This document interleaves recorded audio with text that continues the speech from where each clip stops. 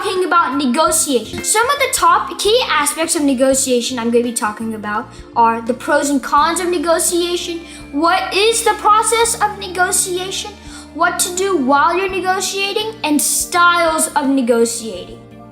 First of all, what is negotiation? The process of negotiation is where two parties sit down and they do their discussion. That discussion is what the negotiating is. Those two parties are the two parties that are involved in this discussion.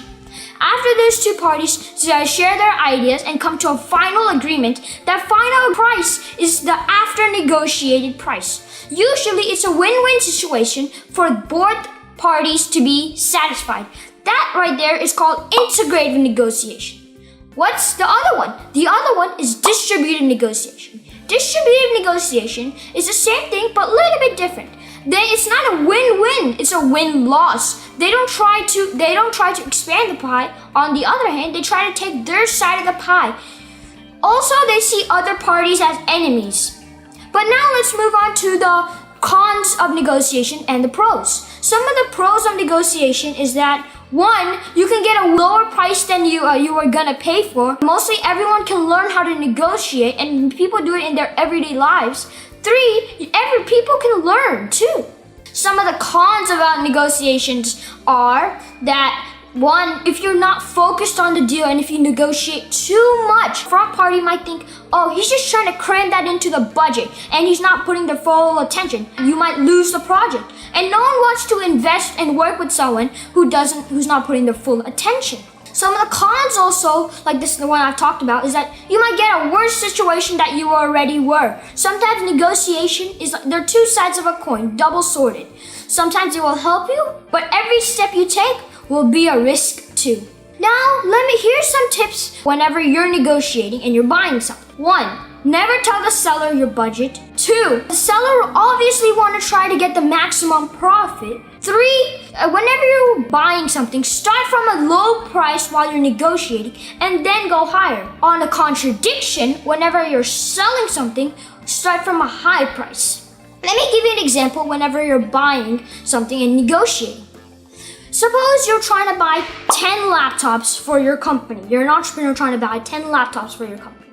Okay? Let's do 2 scenarios. Well, the first scenario is that you tell the seller your budget. She says, oh, my budget is, let's say $5,000, okay? And each laptop is worth $500. Now, the market value is $500, but the seller's like, hey, no, I'm gonna change it to $550. Of course, she's gonna increase it by $50 to get a maximum profit. And you buy that. Now, some people might think $50 is nothing, but suppose that $50 times 10, you're right now an extra $500 on top of your budget. Now, what happens if you don't tell the seller that your budget? Same scenario, but instead of increasing, he might just stay at the same price money, and you just have to buy for $5,000, not buy for $5,500 and waste $500. Now, let's say same scenario, you're buying laptops and $1,000. Whenever you're buying, start from a low price. Say, hey, what about $550, $510, or $600? Start from a low price. Whenever you start from a high price, and if you buy it, well, you're not gonna get as much as a great deal as you would if you start from a low price.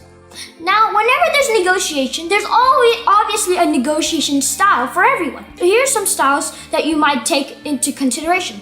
1, people who have good communication skills and can spread their points across to the other party and play mind games to influence the other person.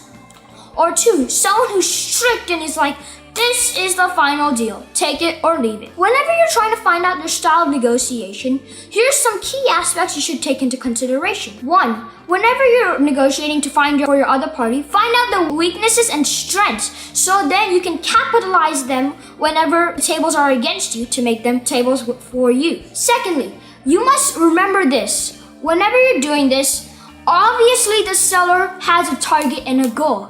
Keep that in mind. Lastly, let's move on to what to do after you're negotiating. After you're negotiating, keep in mind that 1, how much you have lowered your price, and maybe strive to do a little bit better. But keep in mind, if you negotiate over much, like I said before, you might lose the whole deal.